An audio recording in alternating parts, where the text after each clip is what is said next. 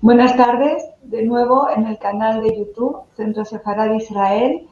Es un consorcio, como saben, del Ministerio de Exteriores, Comunidad de Madrid, Ayuntamiento de Madrid. En esta ocasión agradecemos la presencia de Reina Rofe.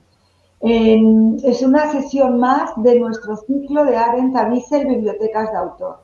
En estas sesiones lo que pretendemos es acercarnos al autor y a sus influencias. Como hablaba Harold Bloom, hay una serie de autores que forman parte de nuestra biblioteca y de nuestra escritura, de nuestro pensamiento.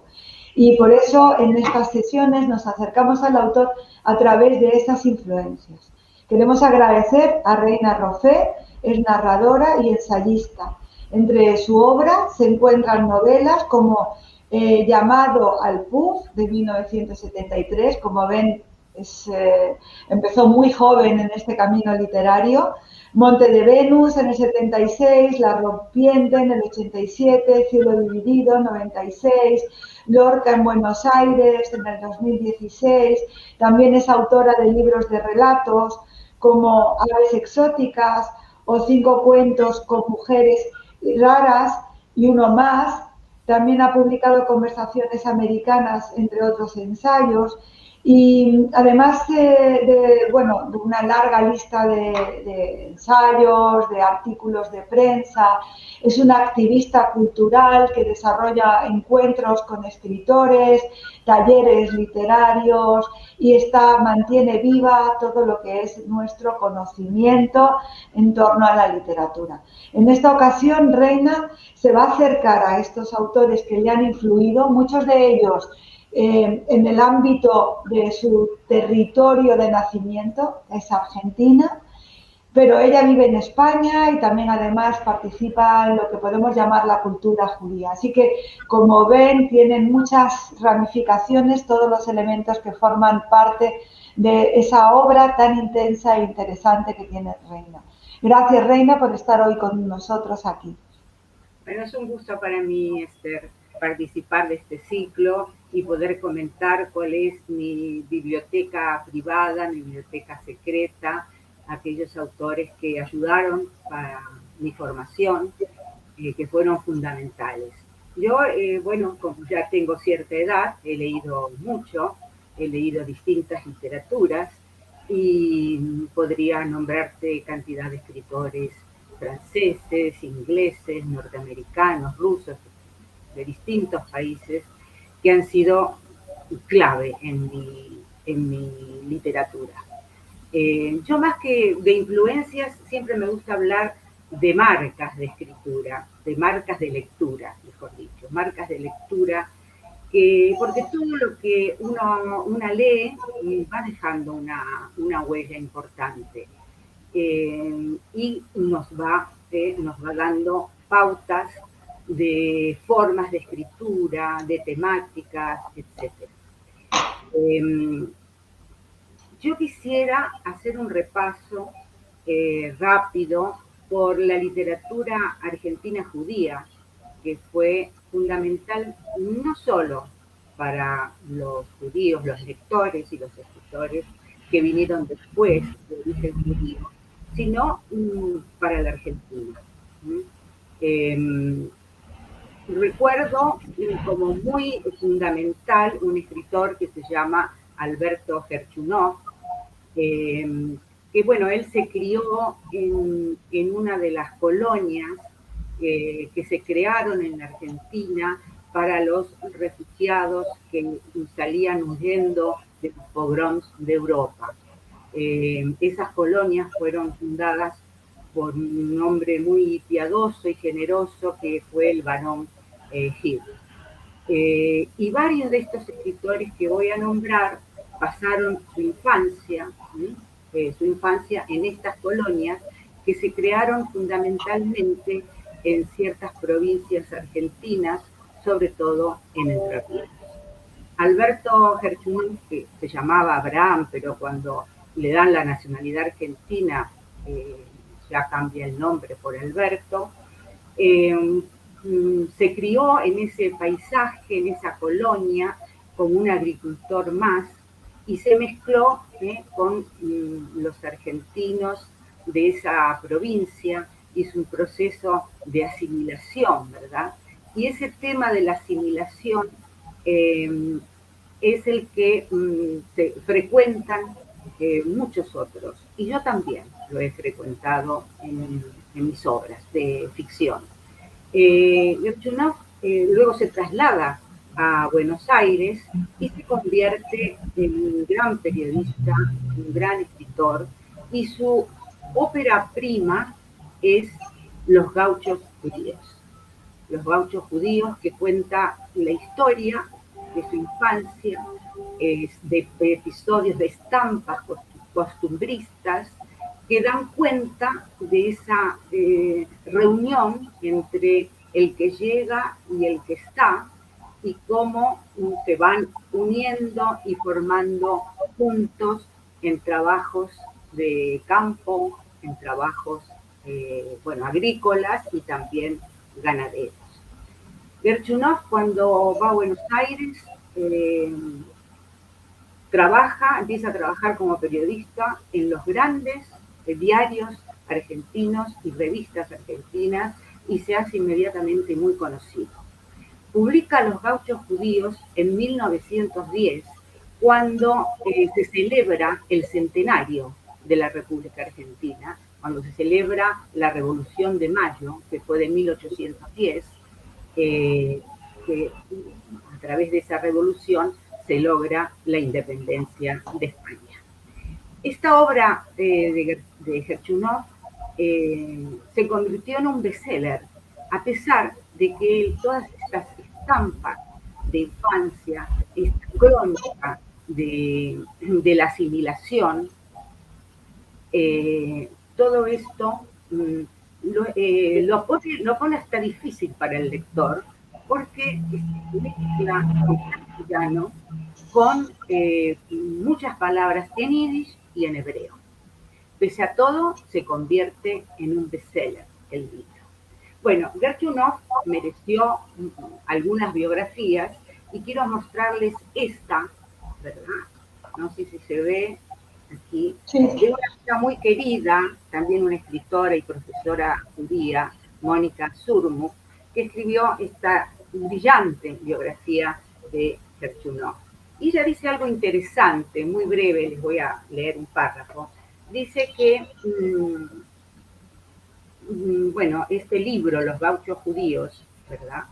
Él recurrió a la Agadá, el texto que leído durante Pesach había coloreado muchas horas de infancia para darle forma a su ópera prima, Los Gauchos Judíos. No quería meramente crear un relato costumbrista en el que Rajil, que es una de las colonias donde él vive de niño, que Rajil apareciera como espacio utópico. Por el contrario, buscó para estos textos una trascendencia mayor, que significaba la reescritura desde un encuadre casi ritual. El libro entonces narró el paso de la esclavitud a la libertad, resituando los lugares de ambas. En la Agadá, la esclavitud ya no está ubicada en Egipto, sino en Rusia, porque sus padres eran judíos rusos. La libertad... Reina, para situarnos, él entonces nace en Argentina. Sí, él No nace llega, nace.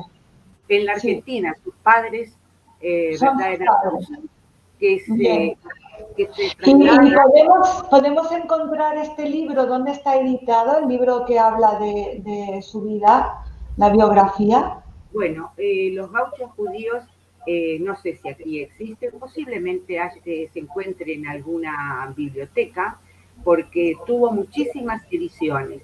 Y pasó, bueno, la primera edición, que ya te digo, estaba impregnada de palabras en hebreo y en yiddish, después fue prácticamente traducida y se hicieron varias ediciones que leímos en el colegio, ¿no? En el colegio.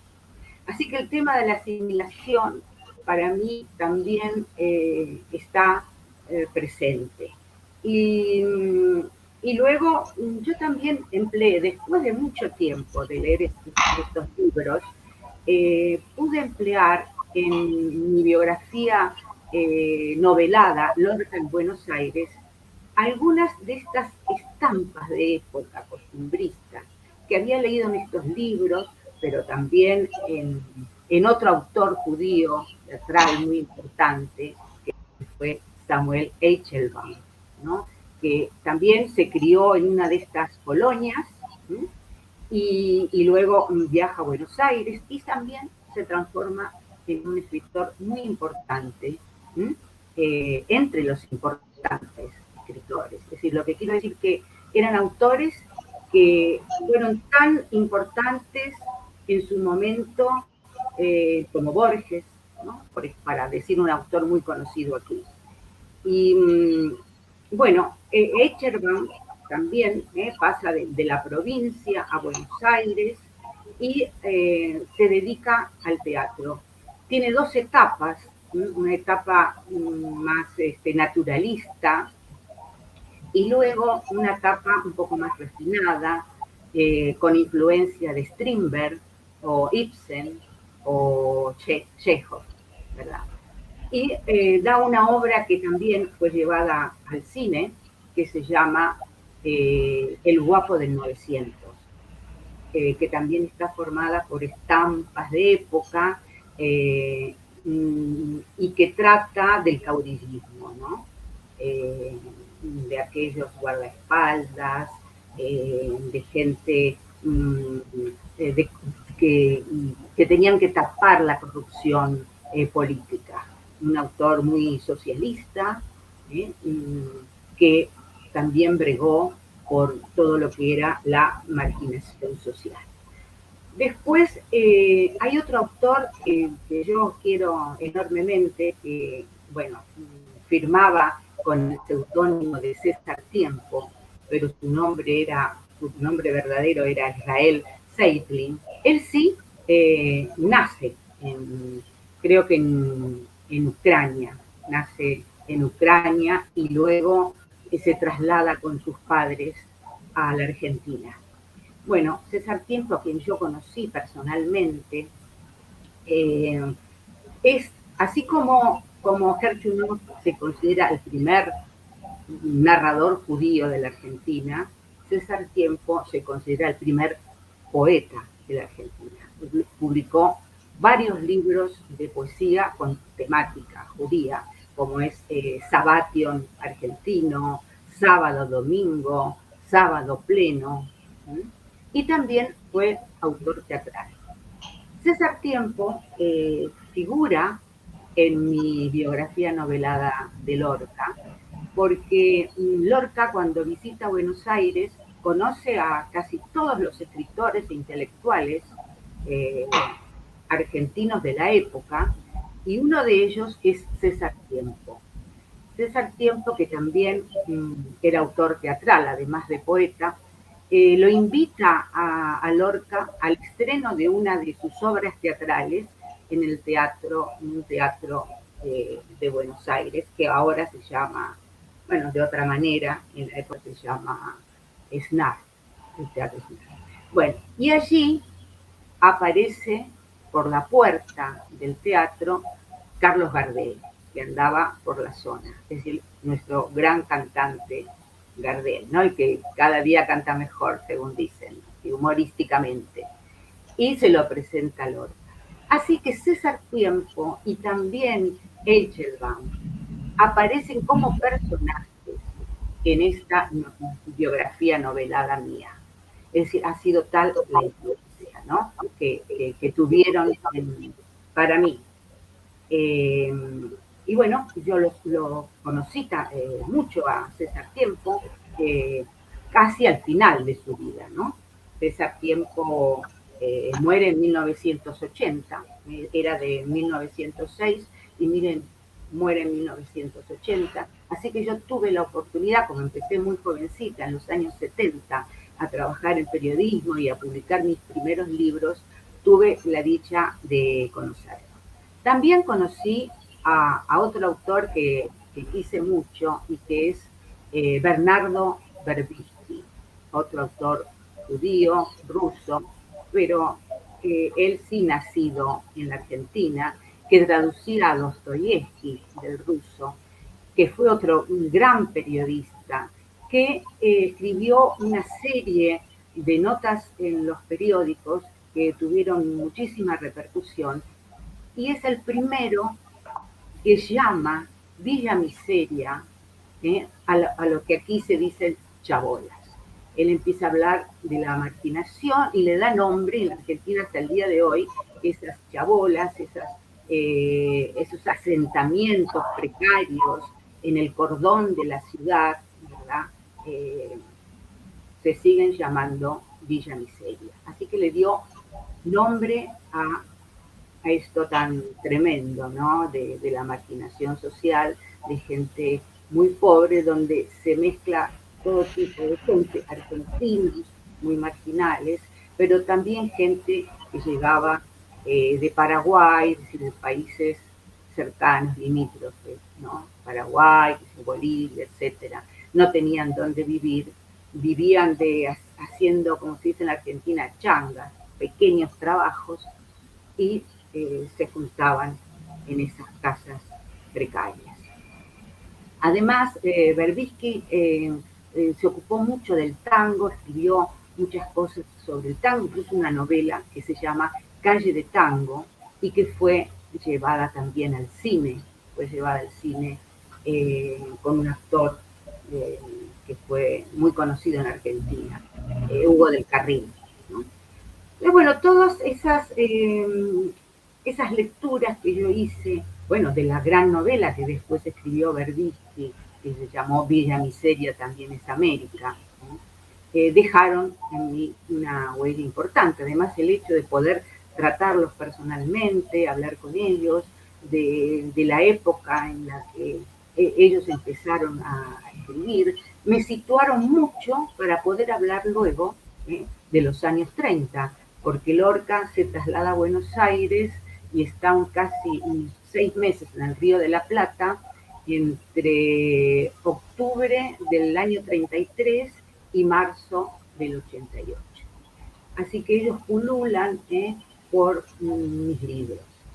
Luego también, además de Berbisky, que escribe esta novela magistral, entre muchas otras, también escribió un trabajo que salió publicado en 1942, cuando fue el gran visitante europeo que estuvo en Uruguay, en Argentina y en Brasil, donde finalmente se quedó, ¿no? Que es Stefan Zweig. Escribió un texto, Berbisky, muy importante sobre el visitante Zweig, que luego en 1942, ¿verdad?, en Brasil, se suicida junto con su mujer, como es conocido, ¿no? Bueno, otro autor que por supuesto Zweig dejó importante residuos, ¿no? De cómo contar historias, ¿no? Y también escribió biografías. A mí el género de biografía me gusta mucho. Escribió también textos que toman la forma de una carta, ¿no? Que yo también trabajo.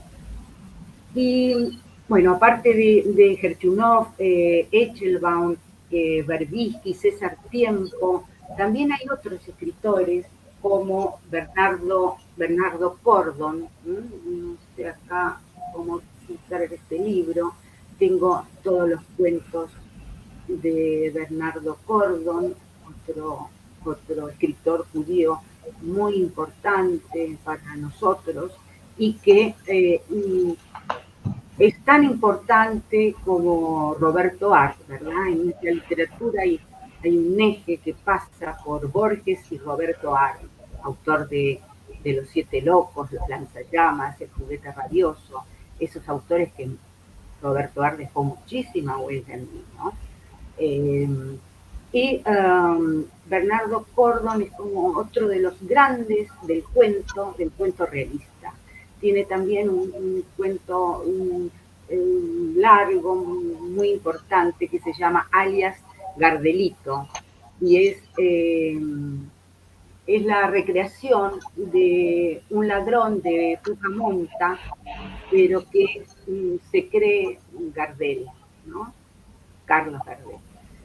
En la Argentina se hablaba de la pinta de Carlos Gardel, y para algunos escritores, todos querían tener la pinta de Carlos Gardel, y los escritores la pinta de Bioy Casares, ¿no? De Adolfo Bioy Casares, porque era un hombre muy, muy guapo, muy atractivo. Bueno, entonces Bernardo Cordón también, muy importante, ¿eh? en, mi, en mi escritura, sobre todo en la formación del cuento. Porque yo también he escrito un libro de cuentos donde él pasa dejando huella importante. Luego también quiero hablar de otro escritor importantísimo para mí, que yo conocí también y tuve mucho trato, que es Isidoro Blanstein. Por ejemplo, en este libro que se llama Al acecho, él se caracteriza por ser una literatura polifónica, porque capta las distintas voces. Eso es muy importante para alguien que se está formando como escritor, saber captar las distintas voces que ofrecen los distintos sectores sociales. Aquí hay un cuento de Isidoro Blanstein, querido amigo, que se llama En un domingo oscuro, donde él parte de una situación muy tremenda, que es un hombre que ha sido atropellado por un vehículo y se está arrastrando por la calle, donde toda la gente, en vez de ayudarlo, se aparta, y luego pasa a otra escena donde todo el mundo comenta esta situación, pero en jerga psicoanalítica. Es decir, se ríe de buena manera, pero se ríe, hace humor, mejor dicho, hace humor con esa jerga de el intelectual o profesional argentino, que en una época trasladaba, ¿verdad?, toda la jerga psicoanalítica para hablar sobre cualquier cosa, ¿no? Entonces él se mofa un poco de esto y es realmente un cuento desopilante. El humor judío se traslada a la literatura de una manera preciosa, porque el humor es catarsis, ¿no? Cuando ya uno no puede más con lo que pasa en la realidad, cuando todo es tan patético, ¿qué hacemos? Tenemos que reírnos de eso, ¿no? Para aliviar la angustia, mofarnos. Y eso se da mucho en la literatura argentina, de los autores judíos. Otra de las autoras maravillosas que hemos tenido es otra amiga también, es Alicia Steinberg. Voy a buscar el libro, perdón, que se me había caído, que es Músicos y relojeros. También es una delicia de autora por el humor que hace. Este es su primer libro y es la primera edición que sale en 1971. Para mí fue una gran novedad y un gran aporte este libro, donde parte es la historia de una abuela ucraniana también, ¿no? Askenazi, y parte de esa abuela, de las humoradas de la abuela, para contar la historia de la familia, cómo es cada uno de los personajes, que se están asimilando ya en una especie, no en una colonia, sino en los conventillos de Buenos Aires. Los conventillos de Buenos Aires eran, posiblemente exista alguno todavía, como aquí son las corralas, como aquí son las corralas, donde viven muchos vecinos bastante hacinados, que viven todos juntos en una habitación y el baño está a lo mejor en el patio, ¿no? Entonces tienen que trasladarse.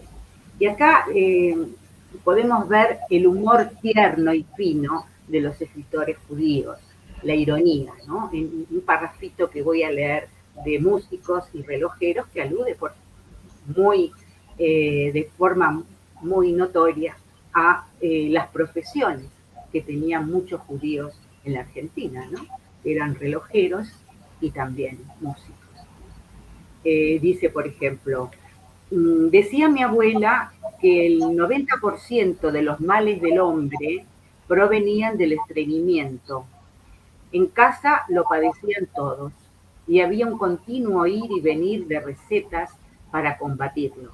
A pesar de su sabiduría al respecto, mi abuela lo padecía más que nadie. Cuando lograba mover el vientre, andaba un rato con una gran sonrisa. Se lo contaba todo, a todo el mundo. Hasta era capaz de hacer algún chiste y acordarse de la primavera en Kiev, ¿no? Este es un fragmento breve de la primera página del libro. Después me llamó mucho la atención algo que mi abuela también decía. Esto, ¿no? Que los maridos judíos no eran iguales a los otros, sino que eran mejores, ya que no vivían jugando al billar en el café, entre paréntesis para nosotros como los argentinos. Y si se peleaban con una, en todo caso, no iban a poder decirle judía de mierda, ¿no? Y eso lo decía mucho mi abuela, también se lo decía a las hijas. Reina, una pregunta. ¿Tus orígenes también de cuáles son? Para que Sí, de conozcamos también. Marruecos, eran judíos que provenían de Marruecos, de Tetuán y de Ceuta. ¿Mm? Es Entonces yo decir, tus orígenes son sefarditas, ¿no? separaditas, sí. Yo le Exacto. hago muchos homenajes también, ¿no? Este es del 71, yo en el 73 publico mi primera novela, en el año 73, llamado El Puf, un título muy adolescente, y hablo de mi abuela. La novela parte de una joven que vuelve a la casa de su infancia y va recordando escenas familiares donde la abuela es muy importante, ¿no? Y luego esta misma situación, pero de forma muy distinta, también la traslado en otra novela muy vanguardista que escribí en el año 1987, donde ya hablo más decididamente de mi abuela de Tetuán, mi abuela judía de Tetuán, con la que yo estuve muy unida, ¿no? Nos quisimos muchísimo y fue un referente importantísimo para mí. Y allí hablo, claro, de otra manera, no como en la primera novela, porque esta es una novela más vanguardista, donde yo trato varios temas importantísimos que se van repitiendo, lamentablemente, porque todo lo que tiene que ver con persecución, odios, totalitarismos, renuevan su vigencia porque constantemente estamos viviendo situaciones así, ¿no?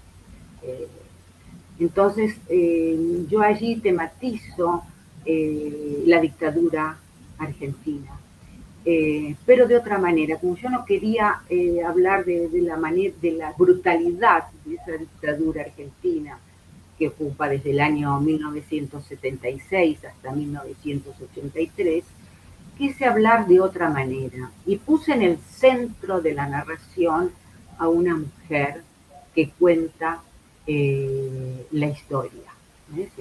La mujer se posesiona de, de la historia para contarla de otra manera, desde los bordes, digamos. Entonces es un libro que empieza con la partida, con el viaje al extranjero, donde, por supuesto, la protagonista pasa por una serie de situaciones difíciles de adaptación, porque también tiene que aprender o pulir otra lengua para poder comunicarse. Y luego tiene una segunda parte que es anterior a esta, donde se cuenta por qué se va al exilio, ¿no? Cuáles son las situaciones tremendas que han pasado en su país de origen para que se tuviera que ir. Pero como para buscar una metáfora del miedo que se padeció en esos años, sobre todo en los primeros años de la dictadura, ¿qué hago yo? Desdoblo a los personajes. Entonces, uno y otro tienen distintos nombres, distintas máscaras, ¿no? que son el ocultamiento y el miedo que se padeció en esa época. Y una Reina, tercera... me parece muy interesante tu descripción, porque además de todos estos personajes escritores de los que hemos hablado con distintos orígenes, tenemos una lengua común que va configurando toda una literatura, tanto askenaz como sefardí en tu caso, unido por una lengua y que además se interrelaciona con temas que tienen que ver con los orígenes, los abuelos. Entonces me parece de verdad muy interesante este recorrido que nos has hecho. Yo quería preguntarte también, después de lo que nos estás contando y de la dictadura, ¿cuándo llegas tú a España? Bueno, yo primero estuve unos años en Estados Unidos, ¿verdad? Y después volví a la Argentina, porque es muy terrible el desarraigo, ¿no? Volví a la Argentina, estuve un tiempo y luego me di cuenta que una vez que te vas, ¿no? Y como decía un amigo muy querido, Daniel Moyano, que vivió su exilio en Madrid y murió aquí, el exilio es irreversible, porque no se puede volver ni aún volviendo. Una ya no es la misma, los otros, tus amigos, ya son otros, el país es otro.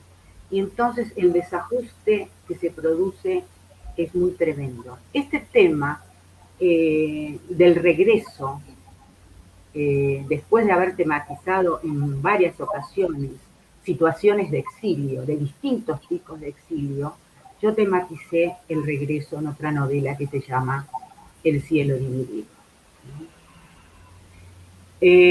Y bueno, volví unos años en la época, cuando vuelve la democracia vuelve en el 83, con el presidente Raúl Alfonsín, los primeros años fueron muy buenos, y con la euforia, ¿no? De otra vez volver a sentirnos más seguros en un país nuevamente democrático.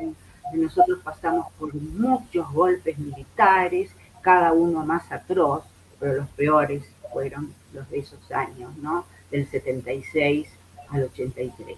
De hecho, a mí, yo sufrí censura en Argentina porque me prohibieron mi segunda novela. Yo tenía 24 años cuando salió publicada, que es Monte de Venus.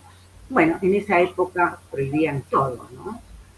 Todo lo que salía en ese momento, había una liga de moralidad que, bueno, que no leía nada, solamente se dejaba llevar por el título. Claro, Monte de Venus puede significar muchas cosas, pero bueno, entonces prohibieron la novela. Entonces estuve unos años en la Argentina y luego hice un viaje, fui invitada a un congreso en Alemania, hice un recorrido por Europa y entonces recalé en España y unos amigos me dijeron, este era el año 87, justo cuando había salido mi novela La Rompiente, y unos amigos que vivían ya en Madrid me dijeron, Reina, ahora la cosa vuelve a estar mal en la Argentina, ¿por qué no te venís a España? Y me ofrecieron hacer trabajos, dar cursos y talleres de escritura creativa para una librería aquí en Madrid. Y entonces, bueno, después de estar una semana en Madrid, y cuando volví otra vez a la Argentina de aquel viaje, me di cuenta que bueno, que era una oportunidad, por lo menos para vivir un tiempo en Europa. No sé, pensé unos meses, un año, y ya llevo aquí 33, ¿no? 33 hasta 34 años que vivo aquí, ¿no? Y entonces, bueno, yo hice, por eso publiqué una parte de mi obra importante en la Argentina y luego ya empecé a publicar en España. Entonces, bueno, también te quería contar que en el libro de relatos, que se llama Aves Exóticas, te lo muestro, ¿no? Cinco cuentos con mujeres raras y uno más. También está los cinco, bueno, los 6 cuentos, porque son 5 cuentos y uno más, porque en realidad el último, que se llama La madre de Mary Shelley, también es un relato largo o una novela corta. Los 6 textos tratan las distintas formas del exilio. En Aves Exóticas, que da título al libro, yo trato otra vez la temática judía. ¿eh? Cuento la historia de una familia judía, sefaradí, de origen marroquí, que primero se instala en Santa Fe y después se traslada a Buenos Aires, donde también aparece una abuela, las hijas, los hijos, y una de sus hijas sufre una especie de gran depresión, no encaja, no se siente bien dentro de la familia y intenta marcharse, finalmente no lo hace, ¿no? Pero en este cuento, la gran hazaña que hace Miri, se llama el personaje, Miri por Miriam, ¿no? Es cuando es niña en un pueblo de la provincia de Santa Fe, Johnson Vera, eh, no tienen un templo, tienen un oratorio. Y entonces siempre hay mucha dificultad para reunir los 10 hombres, el minyan, ¿no? Recordemos que el minyan son los 10 hombres necesarios para decir determinadas oraciones en una sinagoga, como el Kaddish, o otras que tienen que ver con ese número exacto de 10 como mínimo. Claro. Y bueno, no pueden reunir esos 10 hombres y entonces ella en un momento donde la mandan a buscar, bueno, adolescente más bien, la mandan a buscar a un muchacho judío, ¿no? Un adulto, es decir, un mayor de 13 años, para para poder hacer la ceremonia del sábado. Y entonces ella decide disfrazarse de hombre, con las vestiduras con la ropa de un hermano, se pone la kipá, y nadie se da cuenta. Entonces es la gran hazaña que hace toda su vida, sufre tal vez esa culpa de la gran transgresión que ha hecho en la adolescencia, ¿no? Y entonces se siente como un ser invisible. ¿Sí? Y hay una parte que también habla mucho de la situación del exilio, en su caso una especie de exilio interior, ¿no? De exilio interior, porque ya hacia el final del cuento dice, el segundo, porque ella se quiere ir, pero como conté, no puede irse de la casa familiar. Dice, el segundo de vacilación fue decisivo. Era mejor permanecer con los suyos que arriesgarse a vivir entre desconocidos, pensó tal vez. La soledad familiar suele tener un tono menos desolador que la del exilio y por lo tanto carecía de importancia dónde y con quién estuviese. Una mujer afincada solo en su mundo particular es una extraña para todos en todas partes. Al volver sobre sus pasos, tía Reche aún temblaba, pero había en ella una serenidad de rendición frente a su propia batalla, como si hubiese aceptado un veredicto, como si hubiese tenido una revelación. Su mirada era la de un guardabosques escudriñando aves exóticas. Bueno, finalmente no puede irse, piensa que es preferible cierta soledad, cierta marginación dentro de la familia, pero una familia que finalmente protege, que salir a la intemperie, irse, ¿no? Irse de esa casa. También hay otro cuento que se llama Convertir el desierto, donde aparece por primera vez en mi literatura el escenario de Madrid, porque hasta los cuentos, hasta la publicación de estos cuentos, todos mis escenarios pasaban por la Argentina, ¿no? Y aquí aparece Madrid, aparece una mujer joven que se ha tenido que ir de la Argentina por cuestiones de persecución política, y un día bueno, tiene que hacer trabajos muy de segunda categoría, ¿no? Porque cuando uno sale al exilio y vive en otro país, aunque el país sea tolerante y te acoja, de alguna manera siempre hay una desvinculación, un dolor, ¿no? Como decía eh, Reinaldo Arenas, el cubano Reinaldo Arenas, uno pierde su realidad, se vuelve un fantasma de sí mismo, ¿no? Y la protagonista de mi cuento se siente así, un fantasma de sí misma, que tiene que siempre hacer trabajos secundarios. Porque, claro, los mejores trabajos, todo es para la gente que es nativa del país, ¿no? Y es muy difícil llegar a tener una posición. Eh, Muy difícil. Entonces ella siente toda esa injusticia, esa soledad, está sola y un día está en la estación de un tren de cercanías y ve pasar a lo que se llamó en la Argentina un parapolicía. Es decir, que eran policías eh, que, se, que se disfrazaban de gente normal, ¿sí? Para investigarte y después acusarte de lo que fue, ¿no? Y este parapolicía había actuado en una casa donde ella se encontraba, ella no tenía nada que ver con cuestiones políticas, pero se encontraba en esa casa y matan a todos, y este tipo le dice, bueno, ahora te tenés que ir, argentino, es mejor que te vayas, desaparezcas, vete del país. Y pasan muchos años y ella lo ve pasar con, con una cartera de cuero que le pertenecía, porque en esa época entraban en tu casa, te saqueaban, te robaban todo, ¿sí? Y después desaparecías o te mataban, ¿no? Bueno, desaparecer era una forma mm, de, de, muerte. Y, y, entonces el reencuentro y la disyuntiva, ¿sí? De qué hago con este, lo mato, ejecuto una venganza.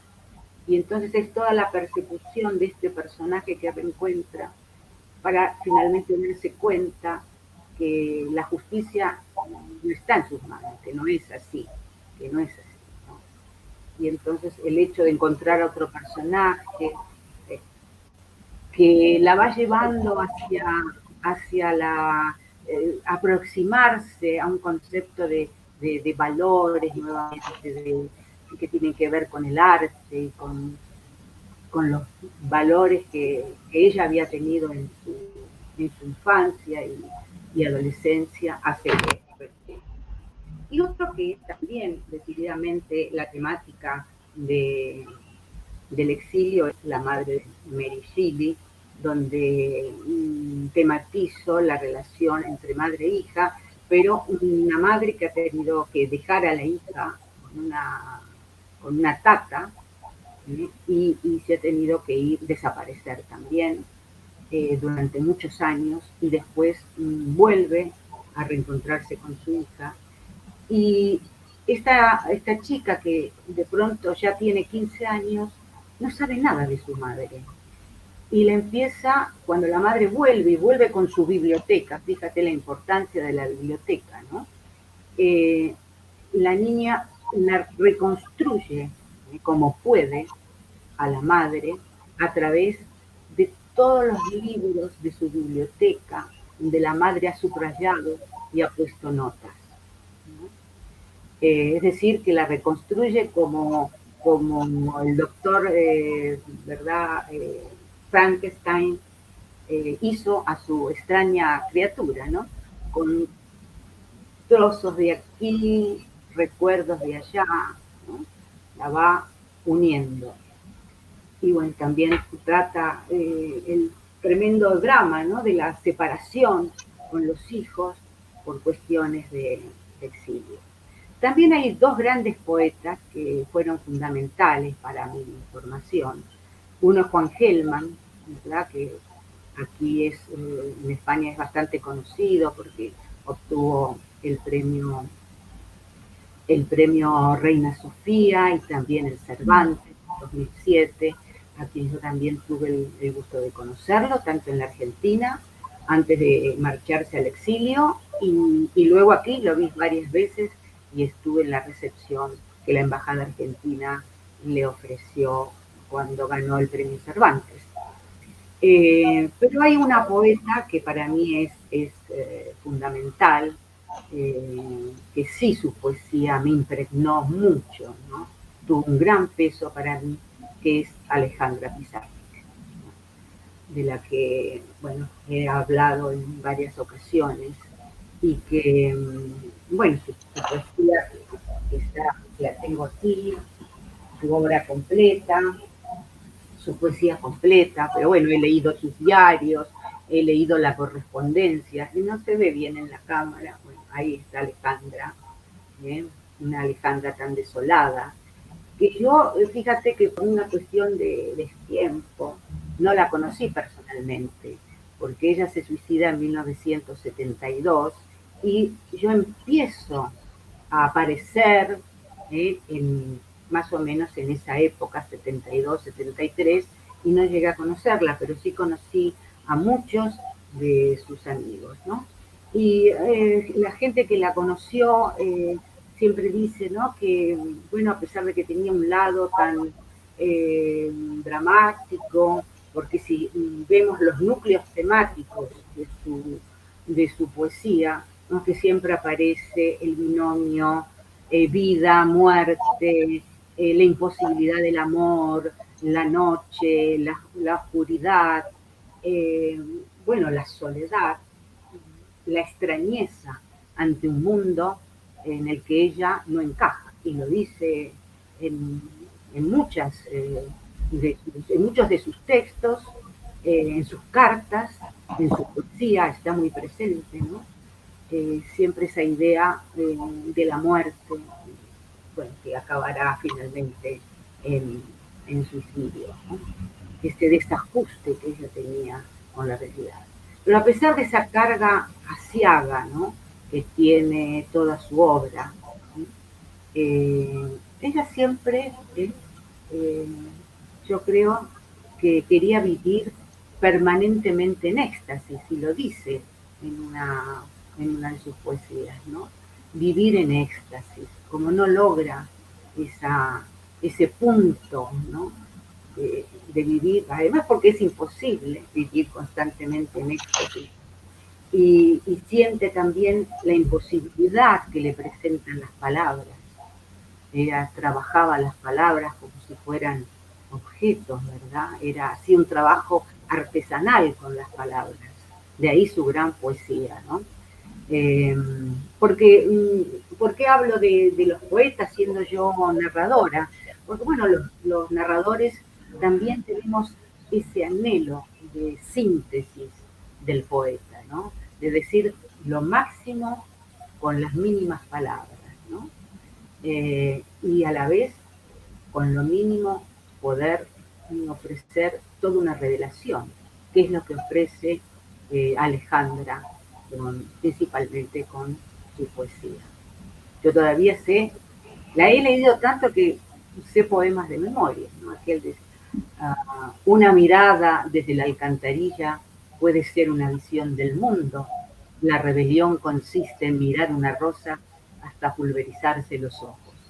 Bueno, yo es una de mis poetas preferidas, aunque he leído muchas otras muy buenas, eh, más o menos de la misma época, con una de sus queridas amigas, Elizabeth Ascona Cranwell, que fue compañera de ella en la facultad, eh, y de Susana Teno, que me parece también con un gran sentido del humor, Susana Teno, ¿no? Una poeta también enorme.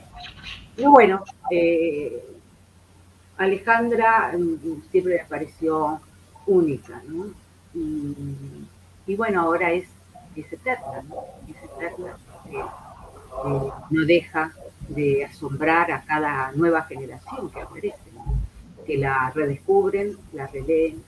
Ahora ha salido en Buenos Aires una biografía muy completa de ella, de su primera biógrafa, Cristina Piña, que también es una queridísima amiga, ¿no?